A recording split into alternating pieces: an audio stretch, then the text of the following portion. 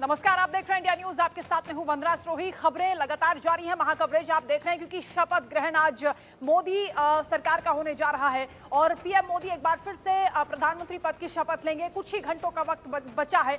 ये तस्वीरें हम आपको दिखा रहे हैं जो आज सबसे खास हो जाती हैं। ये तस्वीरें आप देखिए, एक हेडमास्टर की भूमिका में दिखाई दिए प्रधानमंत्री नरेंद्र मोदी। तमाम वो यहाँ पर सांसद जो कि मंत्री बनने वाले हैं, जिनके नाम फाइनल हो चुके हैं, टी पार्टी में जितने भी ये सांसद शामिल हुए थे उनकी तस्वीरें आप देख रहे हैं। प्रधानमंत्री मोदी का कॉन्फिडेंस आप देखिए, एनडीए को साथ लेकर चलना है, यानी सभी सहयोगियों को साथ लेकर चलना है, ये इन तस्वीरों के जरिए साफ कर दिया गया। और साथ ही एक फाइनल भी मोहर लग गई है। ये तय हो गया है कि जितने भी ये तमाम जो सांसद इन तस्वीरों में आप देख रहे हैं, कई बड़े चेहरे हैं जो कि रिपीट होते हुए नजर आ रहे हैं। कई ऐसे चेहरे जो इस बार जिन्होंने अच्छा परफॉर्म किया है उन्हें मौका दिया जा रहा है। तो तमाम ये सांसद हैं जो जिनका मंत्री बनना अब तय हो चुका है, लगभग फाइनल हो चुका है। और कई बड़े जो पोर्टफोलियो हैं, सीसीएस की हम बात कर लेते हैं, वो बीजेपी के अपने पास रहेंगे और जिसमें निर्मला सीतारमण को आपने देखा, फिर से उनको इस जिम्मेदारी दी जा सकती है।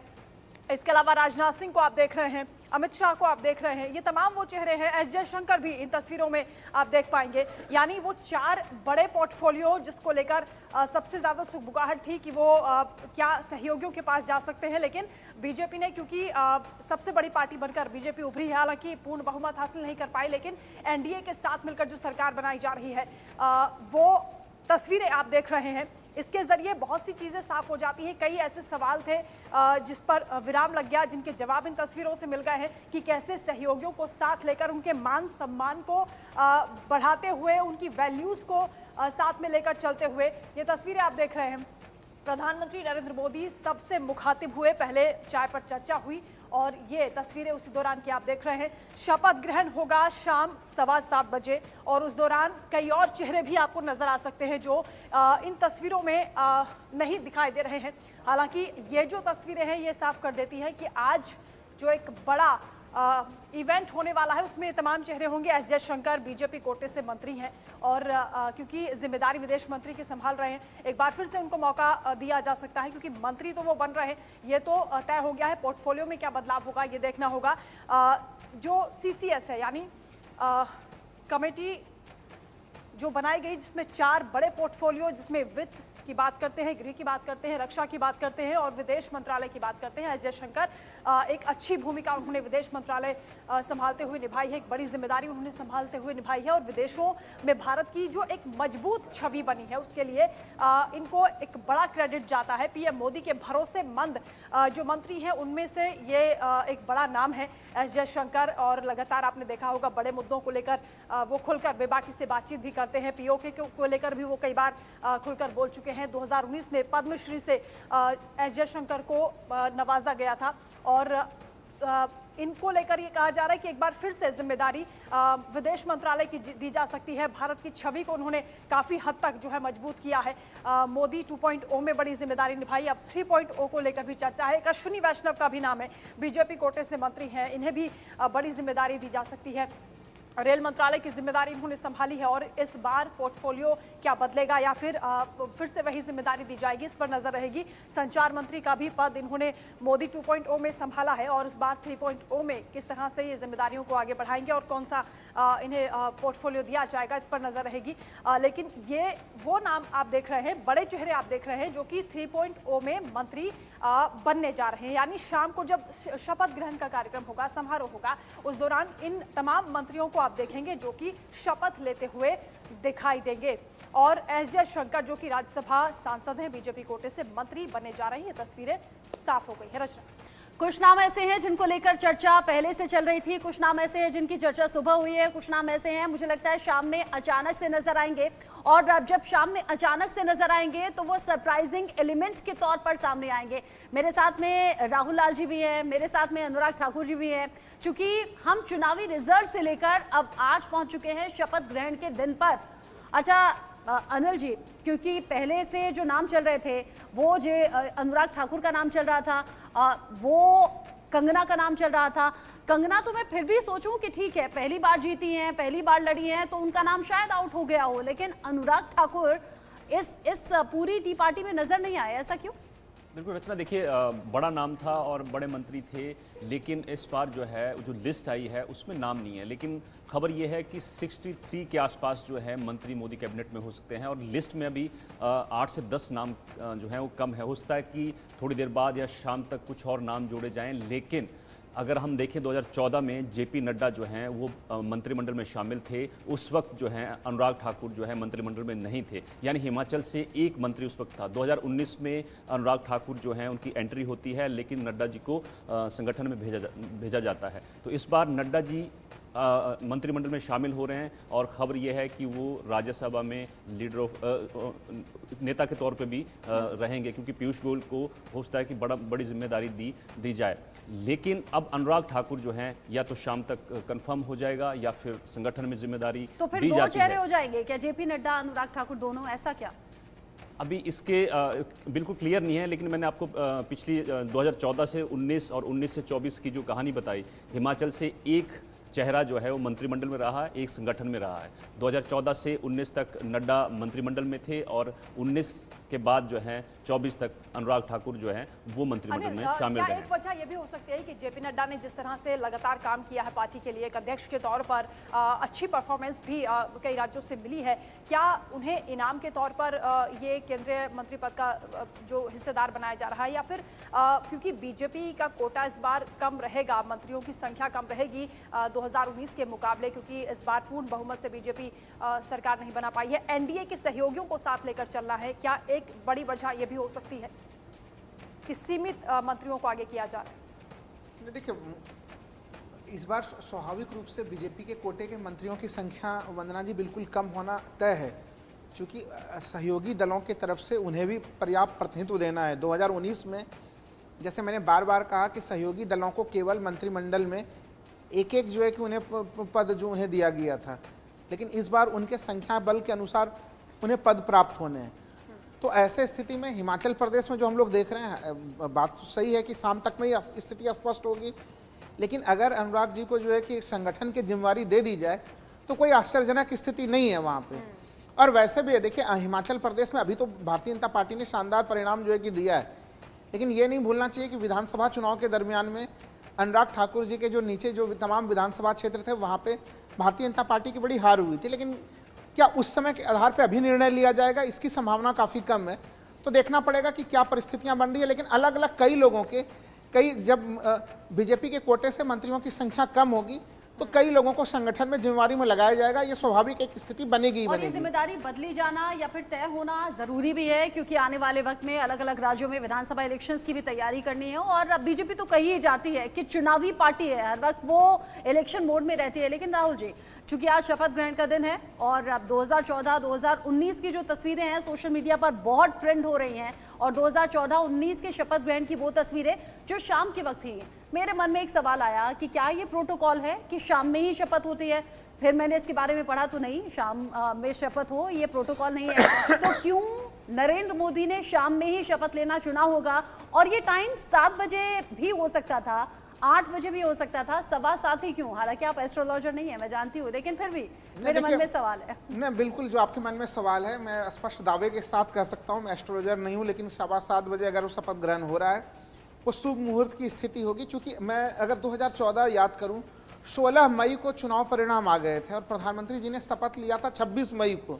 तो 26 मई को जब शपथ लिया गया था तब भी यही चीज कहा गया था कि शुभ दिन और शुभ मुहूर्त, उसे देखते हुए लिया गया। आपको याद होगा नीतीश जी कह रहे थे कि आज ही हो जाए शपथ ग्रहण, वो काफी उत्साह में परसों कह रहे थे वो कि शपथ ग्रहण में देर क्यों हो रही है। लेकिन प्रधानमंत्री शपथ ग्रहण को, चाहे वो 2014 का चुनाव देखें, 2019 के चुनाव को देखें, और अभी जब परिणाम आ रहे हैं, आज भी जो बिल्कुल जो समय है, तो वहाँ पे शुभ मुहूर्त का मामला है और ये चीज़ें दिख रही हैं नज़र में। तो इसमें वो तो जो एस्ट्रोलॉजर आएंगे तो वो और खुल के बताएंगे, लेकिन मामला ये शुभ मुहूर्त का ही है। और शुभ मुहूर्त के शुभ रिजल्ट रहे, ये कोशिश होगी कि 5 साल मजबूती से सरकार चले, क्योंकि विजन तो 2047 तक का दिया हुआ है। और इस बार चुनौती भी और ज्यादा है। देखिए 2014 और 19 में तो प्रचंड बहुमत की सरकार थी, तब तो शुभ मुहूर्त में जो है कि शपथ ग्रहण लिए जा रहे थे, और इस बार तो परिस्थितियां बदली हुई है, चुनौतियां काफी ज्यादा है। ऐसे स्थिति में जब अच्छा विपक्ष की राहुल तरफ जी, से एक बात को लेकर मन में बड़ी उत्सुकता है कि ये जो फ्रंट रो है इसमें वो जो 4 सीसीएस के मंत्रालय की जिम्मेदारी संभालते हुए जो मिनिस्टर्स दिखाई दे रहे थे अभी तक, क्या उनको रिपीट किया जा सकता है? और क्या नितिन गडकरी भी, क्योंकि इन तस्वीरों में उसी रो में दिखाई दे रहे हैं, क्या उनको इस बार मौका दिया जा सकता है या फिर पोर्टफोलियो में जो पुराने मंत्री रहे उनमें बदलाव किया जाएगा? नितिन गडकरी जी के बारे में हमें लग रहा है कि सड़क पे उन्होंने रोड इंफ्रास्ट्रक्चर पे काफ़ी ज़बरदस्त काम किया है उन्होंने। और भारतीय जनता पार्टी के अगर हम लोग कहें कि जो महत्वपूर्ण विशेषता, जो उपलब्धि बीजेपी जब बताती है तो गडकरी जी को का वो विभाग आता है। और गडकरी जी उसके पहले महाराष्ट्र में भी जब मंत्री थे तो वहाँ पे भी वो सड़क मंत्री के रूप से ही जाने जाते थे। तो हमें लग रहा है उनके पोर्टफोलियो में तो परिवर्तन होने की संभावना कम दिख रही है। लेकिन जो बाकी मंत्रिमंडल के जो बड़े सहयोगी थे, मान लीजिए निर्मला सीतारमण वित्त मंत्री थी, लेकिन अभी भी हम लोग कह दें कि नहीं इस सरकार में भी वो वित्त मंत्री हो जाएंगी, तो ये बहुत जल्दबाजी होगा। वैसे उन लोगों के को दूसरी बड़ी जिम्मेदारी दी जा सकती है, दूसरे बड़े पोर्टफोलियो दिए जाने की पूरी संभावना है। लेकिन गडकरी जी की चूंकि बिल्कुल स्पेशलाइजेशन रहा है, उन्होंने अब तक के अपने करियर में, इससे पहले हमने जानकारी दी भी थी कि इससे पहले मोदी सरकार में जो मंत्री रहे हैं उनमें से 11 ऐसे मंत्री हैं अनिल जिन्हें रिपीट किया जा रहा है। और इससे पहले राहुल जी और हम चर्चा कर रहे थे कि भाई जब चुनाव में उतरे थे तो करीब 20 ऐसे मंत्री थे जो तो चुनाव हार गए, जो कि उम्मीद भी नहीं थी। अब सवाल आपने हिमाचल प्रदेश को लेकर दिया कि जेपी नड्डा का मंत्री बनना तय है। हालांकि क्या उनका पोर्टफोलियो होगा, क्या विभाग होगा, ये जैसे जैसे वक्त आगे बढ़ेगा वैसे वैसे सामने आएगा।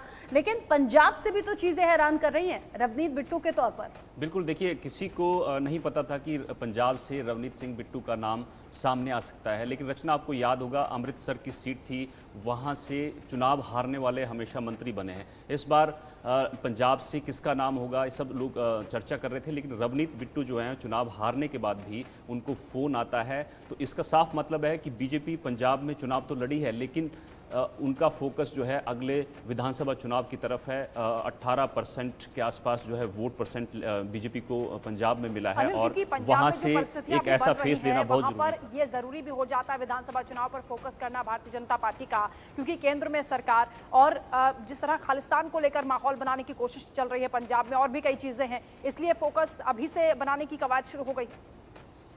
और अनिल जी ने एक बड़ा एक सवाल की तरफ ध्यान भी आकर्षण कराया कि हमारे जो हम लोगों के पूर्व वित्त मंत्री थे जो अब नहीं है दुनिया में, वो अपना चुनाव हारे थे। वो चुनाव हारने के बावजूद भी वो अमृतसर से ही वो चुनाव हारे थे, अगर मैं सही हूँ तो फिर उसके बावजूद भी उन्हें जो है कि बड़ी जिम्मेदारी और वित्त मंत्रालय जैसे बड़े जिम्मेदारी उन्होंने संभाला। वो जीएसटी वगैरह के, तो सोचिए नोटबंदी, जीएसटी, ये तमाम तरह की चीज़ों में बड़ी एक भूमिका रही उनकी। तो पंजाब को लेके भारतीय जनता पार्टी को जिस तरह से वोट प्रतिशत आया है वहाँ पे, तो उस स्थिति में वहां पे वो अपने जनाधार को और बढ़ाने का प्रयास करेगी। क्योंकि पंजाब में तो देखिए लोकल लोग भी अनिल, चूंकि आप तो चुनाव प्रचार के दौरान भी और चुनावों के दौरान भी पंजाब हिमाचल में बने रहे, वहां तो लोकल लोग कहते हैं कि बीजेपी का यहाँ जीतना पॉसिबल नहीं है, उस तरीके से जनाधार बीजेपी का नहीं है। बावजूद उसके रवनीत बिट्टू पर दाव लगाना और हारने के बावजूद इनाम दे देना, इसके पीछे रीजन क्या है? क्या सेंटिमेंट्स को भी ध्यान में रखा जाएगा? आशिफ इकबाल भी हमारे साथ जुड़ गए हैं, उनके साथ कनेक्ट होंगे। लेकिन पहले अनिल आप इस लेकिन रचना देखिए, लोग कुछ भी कहें, रिजल्ट जो है, आप रिजल्ट देखिए कि अकाली दल जो है इस वक्त बीजेपी से नीचे है। 13% के आसपास उनको मत मिला है, वोट मिला है, लेकिन बीजेपी तीसरे नंबर की पार्टी होगी। लोग कुछ भी कहें कि बीजेपी का जनाधार नहीं है पंजाब में, लेकिन ये सच है कि अकाली दल जो है उसको खिसका दिया है बीजेपी ने पीछे। दोनों साथ लड़ते थे, लेकिन अब जो है भाजपा का फोकस 2027 के चुनाव पर है। और सुनील जाखड़ जो हैं वो कांग्रेस से आए हैं, कैप्टन अमरिंदर सिंह है, उनको लाया गया है, और अब रवनीत बिट्टू हैं। तो कहीं ना कहीं नरेंद्र मोदी और उनकी टीम जो है ये फोकस कर रही है कि पंजाब में चीजों को कैसे सही यानी किया फोकस ये है कि जो जनाधार टिक नहीं पा रहा है वो जमीन मजबूत करनी है, इसीलिए किसी ना किसी को वहां रखना होगा। और रचना जी एक चीज और मैं इसमें जोड़ दूं, अगर इस बार भी अगर इंडिया अलायंस की तरफ से अगर गठबंधन आम आदमी पार्टी और कांग्रेस के बीच में गठबंधन होता तो बीजेपी के लिए सीट निकलना लगभग अवश्यंभावी स्थिति थी। तो ये तो यहाँ पे गठबंधन नहीं हुई और सत्ता पक्ष और विपक्ष में दोनों खेमे में वही लोग नहीं। रह तो गए। एक चीज और भी है, अकाली दल और बीजेपी अगर साथ होते तो 6 से 7 सीटों पर लीड ले साथ जुड़े हुए हैं। बिल्कुल, बिल्कुल। आशिफ, बिहार की हम चर्चा कर रहे हैं इसलिए भी जरूरी हो जाता है क्योंकि एचएम से जीतन राम मांझी को जो है ये मंत्री पद मिलने जा रहा है। एक कैंडिडेट उनका है, एक सांसद, और उधर आप देखिए कि अजीत पवार नाराज इस बात से है कि उनका भी एक सांसद था लेकिन उनको मौका नहीं मिला। विधानसभा चुनाव बिहार में होने वाले हैं, क्या इस लिहाज से ये फैसला लिया गया या फिर कोई कुछ और भी वजह हो सकती है? देखिए रचना वंदना, मैं दोनों लोगों को बताऊं कि देखिए इस वक्त बिल्कुल आपने सही कहा कि बिहार में विधानसभा चुनाव है, इसको लेकर भी। लेकिन आपसे मैं शुरुआत करने से पहले मैं बताऊं कि उत्तर प्रदेश और बिहार में बार बार कहता हूं, आज फिर कह रहा हूं कि उत्तर प्रदेश और बिहार दो ऐसे राज्य हैं जहां जिसकी सत्ता रहती है उसको सत्ता की चाबी मिलती है। साफ तौर पर उत्तर प्रदेश में अच्छा प्रदर्शन नहीं रहा है, बिहार में अच्छा प्रदर्शन नहीं रहा, लेकिन क्योंकि आगे आने वाली चुनौतियों से निपटना है तो उसको साथ रखना जरूरी है। दूसरी तरफ इस बार नीतीश कुमार का महत्व तो बहुत बढ़ गया है। पहली बार आप कह सकते हैं कि तीसरे टर्म में प्रधानमंत्री नरेंद्र मोदी शपथ ले रहे हैं, लेकिन पहली बार वो एनडीए की सरकार चलाएंगे, क्योंकि एनडीए के सहयोगी जो हैं इस बार वो उनके मजबूत सहयोगी के तौर पे नजर आएंगे। चाहे वो नीतीश कुमार हो, चंद्रबाबू नायडू हो या चिराग पासवान हो, इन लोगों की संख्या बल इस बार ज़्यादा है, इसलिए वो तरीके से ही चीज़ें चाहेंगे कि इनकी भी इंपॉर्टेंस जो है वो जाहिर हो। और इसीलिए बिहार से इस बार जो जिन लोगों को मंत्री बनाया गया उसमें सहयोगी को ज़्यादा तरजीह दी गई। आप देखिए कि ललन सिंह और रामनाथ ठाकुर को, चिराग पासवान को, चाहे वो आप जीतन राम मांझी की बात कर लें, इन लोगों को मंत्री बनाया जा रहा है। मतलब साफ है कि इनको तरजीह दिया जा रहा है, इनको महत्वपूर्ण जिम्मेदारी भी दी जाएगी। ये भी तय है, विभागों का बंटवारा अभी नहीं हुआ, विभागों का बंटवारा सिर्फ और सिर्फ पोर्टफोलियो क्या दिया प्रधानमंत्री जाता है, क्योंकि वेटेज चाहते हैं नीतीश कुमार। क्या सेटलमेंट किस तरीके से हुआ है कि अभी पोर्टफोलियो के जरिए उनको तवज्जो दी जाएगी या फिर विधानसभा चुनाव के लिए विधानसभा और राज्य के लिए भी आगे कुछ शर्तें रखी जाएंगी?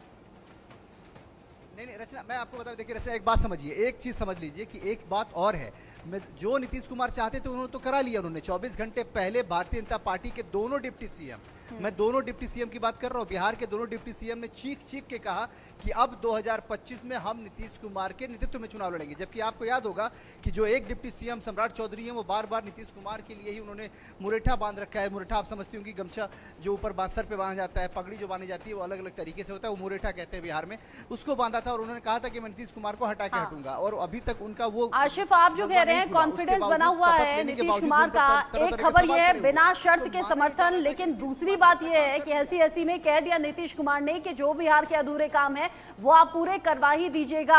अब ऐसे में किसको क्या मंत्रालय मिलता है, कितने मंत्री बिहार से आते हैं, नजरें हमारी बनी हुई हैं।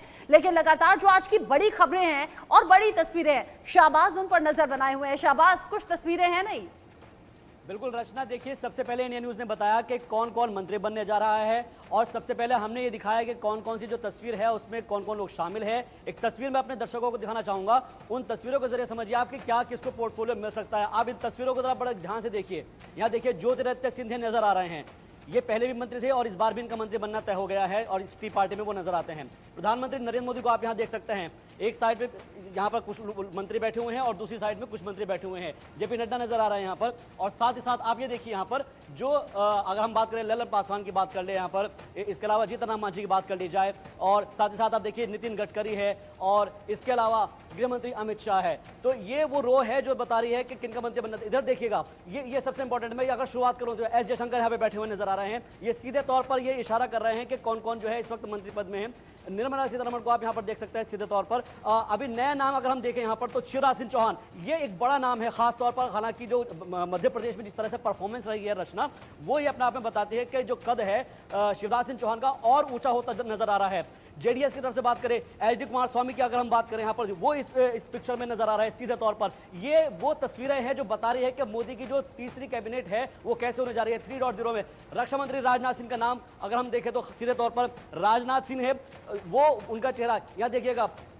ये पूरी तस्वीर देखिए, इस यहाँ से अगर मैं शुरुआत करता हूँ, जीतन राम मांझी है, नितिन गडकरी है, अमित शाह है, राजनाथ सिंह है, और अगर मैं इसको पॉज कर रहा हूँ उसके बाद फिर देखिए अब यहाँ पर ये आरएलडी की तरफ से अगर हम देखें तो सीधे तौर पर जयंत चौधरी, आरएलडी जो है जाट चेहरा है और पश्चिमी यूपी के अंदर बड़ा फैक्टर माना जाता है। इसीलिए ये कहा जा रहा है कि इनका मंत्री बनना पूरी तरह से तय था और सबसे पहले इंडिया न्यूज ने वो बताया था कि कौन कौन मंत्री बनेगा। इन सभी को कॉल आई है। अगली तस्वीर देखिएगा, रामदास अठावले, सीधे तौर पर अगर हम बात करें रामदास अठावले की तो वो भी इसमें नजर आते हैं। पंजाब का जो चेहरा है वो हालांकि चुनाव जरूर हारे हैं लेकिन नवनीत सिंह बिट्टू, लेकिन बावजूद इसके उनको जो है कॉल गया और कॉल जाने के बाद में इनका भी मंत्री बनना तय हो गया है। ये सीधे तौर पर ये बताया जा रहा है, चाहे पंजाब हो, महाराष्ट्र हो, हर किसी की भागीदारी। धर्मेंद्र प्रधान की बात कर लिया यहाँ पर, धर्मेंद्र प्रधान के साथ साथ अगर हम बात करें यहाँ पर गिरिराज सिंह है।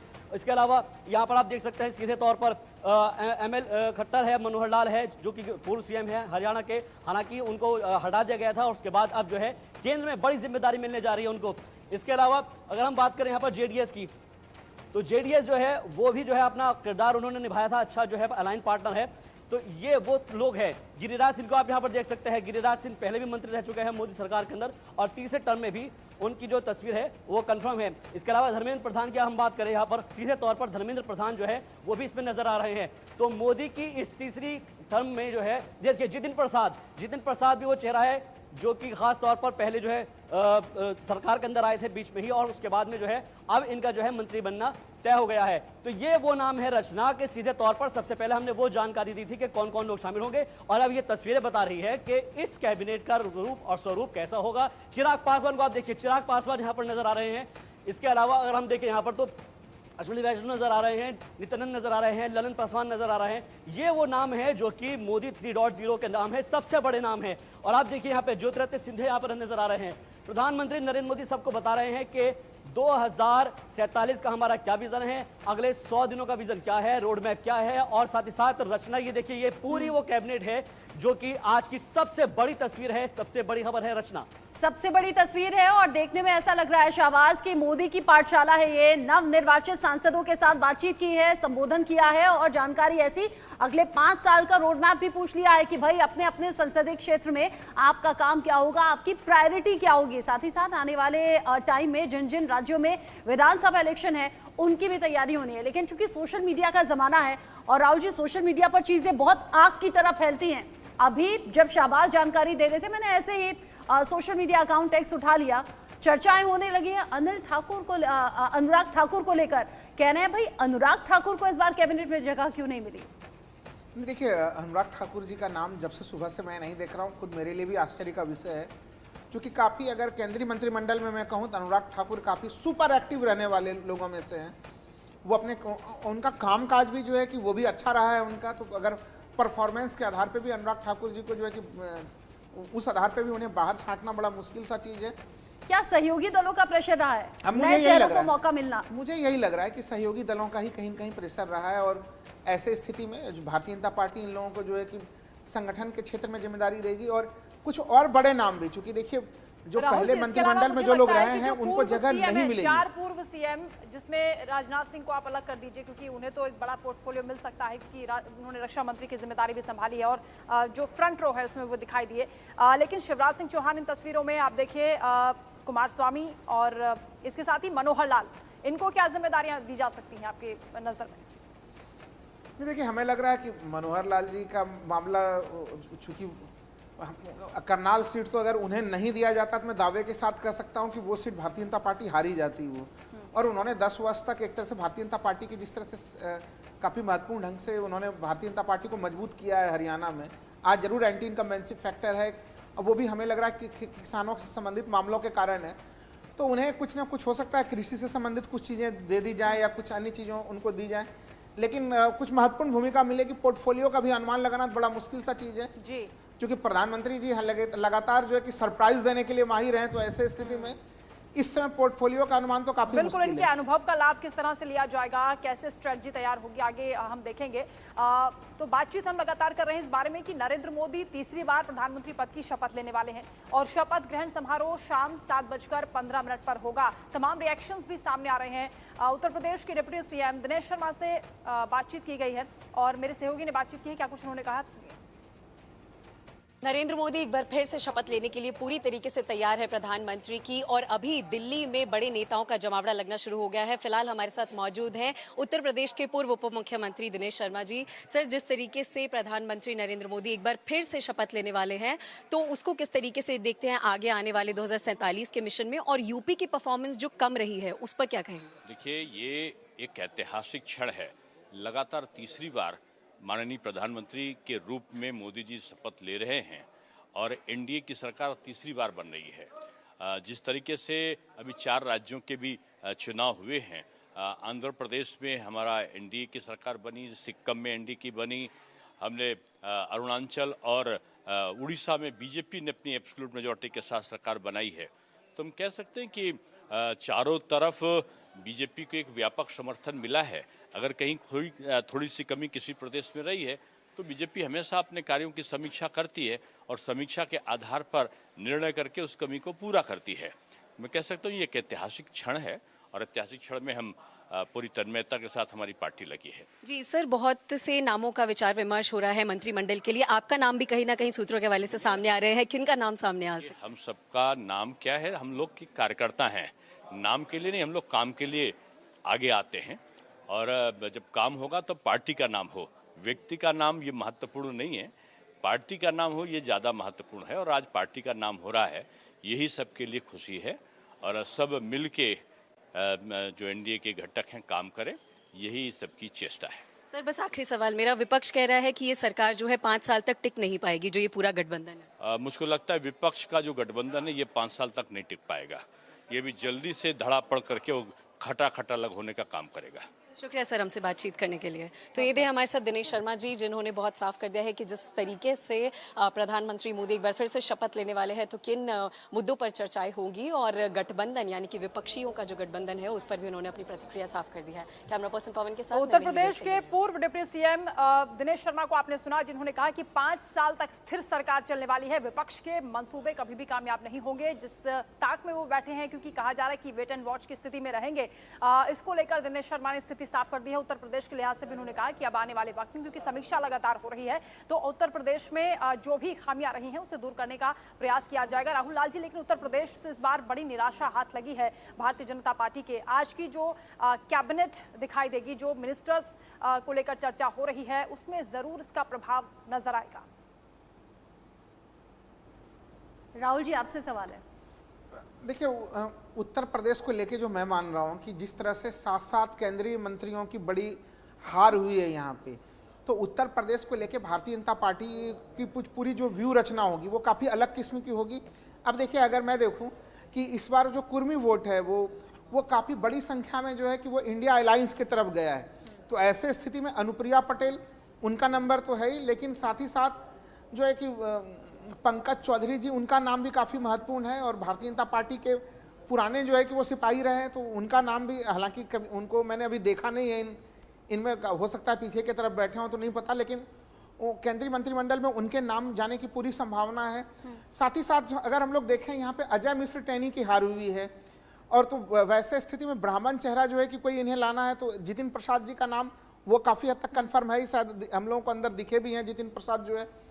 तो उत्तर प्रदेश में भारतीय जनता पार्टी एक तरह से प्रयास करेगी कि 2027 की स्थिति यहाँ पे अभी से उन्हें देखना पड़ेगा, क्योंकि अगर मैं देखूं तो महाराष्ट्र के बाद उत्तर प्रदेश, ये उत्तर बीजेपी प्रदेश के लिए बहुत अहम है चिंताजनक राहुल स्थिति जी, रही है। क्योंकि ये कहा जाता रहा है कि दिल्ली का रास्ता यूपी से ही होकर निकलता है, लेकिन इस बार जो तस्वीर दिखाई दी वो काफी हद तक निराशाजनक रही, क्योंकि 29 सीटें कमाई है भारतीय जनता पार्टी की। और शहबाज हमारे साथ लगातार जुड़े हुए हैं, क्योंकि लगातार हम देख रहे हैं जो तस्वीरें आज की खास हो जाती हैं उन पर चर्चा करना भी जरूरी है, दर्शकों तक वो तस्वीरें पहुंचाना भी जरूरी है। शहबाज, क्या तस्वीर आपके पास? देखिए, जो हमें जानकारी मिल रही है, खास तौर पर अगर हम देखें तो जो प्रधानमंत्री नरेंद्र मोदी की एक तरीके से पाठशाला है, उस पाठशाला की तस्वीरें सबसे पहले इंडिया न्यूज़ ने दिखाई, और कुछ तस्वीरें आप देखिएगा यहाँ पर। खास तौर पर बताया जा रहा है कि रवनीत बिट्टू की जो है ये तस्वीरें हैं, उनकी गाड़ी खराब हो जाती है और भागते भागते वो जो है पहुँचते हैं। सीधे तौर पर आप देखिएगा, ये वो तस्वीरें हैं जहाँ पर उनकी गाड़ी खराब हो जाती है, और गाड़ी खराब होने के बाद में वो यहाँ से निकलते हैं और जाते हैं प्रधानमंत्री आवास तक। सीधे तौर पर ये वो तस्वीरें हैं, सबसे पहले आपको बता रहे हैं। और जो हमने देखा है कि उस मीटिंग में पहुंचना बहुत ज़रूरी था, लेकिन अचानक से जो है रवनीत की जो है गाड़ी खराब हो जाती है, और उसके बाद में फिर वो यहाँ से पैदल भागकर साथ में उनके साथ में लोगों के साथ में जाते हैं, जो उनके साथ में जो सुरक्षा कर्मी हैं वो यहाँ पर मौजूद हैं। लेकिन सीधे तौर पर ये तस्वीरें बहुत कुछ बयां कर रही है कि सरकार में क्या कुछ बन रहा है और सरकार के अंदर कौन कौन शामिल होने जा रहा है, उसकी हलचल जो है सबसे पहले इंडिया न्यूज़ दिखा रहा है। और ये बता रहा है कि इन तस्वीरों के माध्यम से कि आज जो है इन सड़कों पर कितनी हलचल है, पीएम आवास के आसपास कितनी हलचल है, वो इन तस्वीरों को देखकर आप समझ सकते हैं। गाड़ी खराब होने के बाद रवनीत बिट्टू जब बाहर निकल कर आए और उसके बाद में फिर जो है पीएम आवास पर पहुंचते हैं गाड़ी खराब होने के बाद में। लेकिन आज जो है हलचल है, खासतौर पर महिमा हो या फिर हमारे जो संवाददाता है मनोहर लाल, वो दोनों बता रहे हैं हमको कि इस वक्त जो है पीएमओ के आसपास जो है बहुत ज्यादा हलचल देखने को मिल रही है। और हालांकि गाड़ी है कभी भी खराब हो सकती है, लेकिन सवाल ये है कि जो सरकार मिलीजुली बनने वाली है, जो आज मोदी सरकार 3.0 शपथ ग्रहण की तैयारी है, उसमें रवनीत बिट्टू जो कि सरप्राइजिंग एलिमेंट के तौर पर सामने आए और अनिल ठाकुर इन तस्वीरों को देखकर कुछ अलग तरीके से कमेंट कर रहे थे, कह रहे थे कि अब तो गाड़ी खराब हुई है लेकिन सरकार ठीक तरीके से चले, यही विश अभी बीजेपी कर रही होगी और अब टॉप लीडर्स की कोशिश भी रही होगी कि 5 साल मजबूती से सरकार चले। शुभ मुहूर्त तो चुन लिया गया है 7:15 बजे, लेकिन रवनीत बिट्टो की गाड़ी खराब होना कोइंसिडेंस है क्या? बिल्कुल रचना, देखिए रवनीत बिट्टू इंडिया न्यूज़ से बातचीत में कह रहे थे कि मुझे नहीं पता था, मुझे कल फ़ोन आया कि आपको HM के घर पर आना है और वहाँ पर पहुँचा मैं, उसके बाद मुझे बताया गया कि आपको यहाँ पर आना। उनको बिल्कुल भनक नहीं थी आज सुबह तक कि मुझे दिल्ली क्यों बुलाया गया है। और जिस तरह से तस्वीरें हैं, गाड़ी ख़राब हो गई तो वो भागते भागते वहाँ तक पहुँचे हैं क्योंकि पहुँचना ज़रूरी था। और मुझे लगता है कि उनको अभी भी विश्वास नहीं हो रहा होगा कि मुझे मंत्रिमंडल में जगह दी जा रही है। रचना, अच्छा एक सवाल मुझे लगता है दर्शक भी जानना चाहते होंगे। राहुल लाल जी, मैं आपसे जानना चाहता हूं कि 30 जून को नड्डा जी का जो कार्यकाल है अध्यक्ष के तौर पर मतलब खत्म हो रहा है, आपको क्या लगता है कि अब जो बीजेपी का राष्ट्रीय अध्यक्ष है वो किसका चेहरा सामने हो सकता है, कौन सा ऐसा नाम हो सकता है जो चर्चा में हो सकता है? ना, मुझे तो दिख रहा है कि देखिए, अगर इस समय हम लोग देखें तो नड्डा जी को कई बार जो है कि वो कार्यकाल विस्तार हुआ है उनका। तो अमित शाह जी के बाद जेपी नड्डा आए हैं। अब अगर अनुराग ठाकुर हम लोग को अंततः कैबिनेट में नहीं दिखते हैं तो मैं तो उन्हें भी एक चेहरा मानूंगा, क्योंकि उनके नाम की चर्चा भी होने लगी है सोशल मीडिया पर। वही कम मैं से कह रहा कम हूँ कि अनुराग ठाकुर को लेके, चूंकि वो जिस तरह से सुपर एक्टिव रहते हैं तो संगठन में ऐसे इसी प्रकार से ऊर्जावान लोगों की जरूरत भी होती है। और बीजेपी की देखिए, जब उस समय से बीजेपी की एक आलोचना भी हो रही थी, जब कांग्रेस में एक तरह से लंबे समय के बाद पूरा लब्बो लुआब के बाद जो है कि वहाँ पे एक चुनाव होता है और मल्लिकार्जुन खड़गे एक निर्वाचित रूप में वहाँ पे एक कांग्रेस को अध्यक्ष मिलते हैं और उसके बाद से लगातार जो है सिंह जी हैं। सर, आज आप पीएम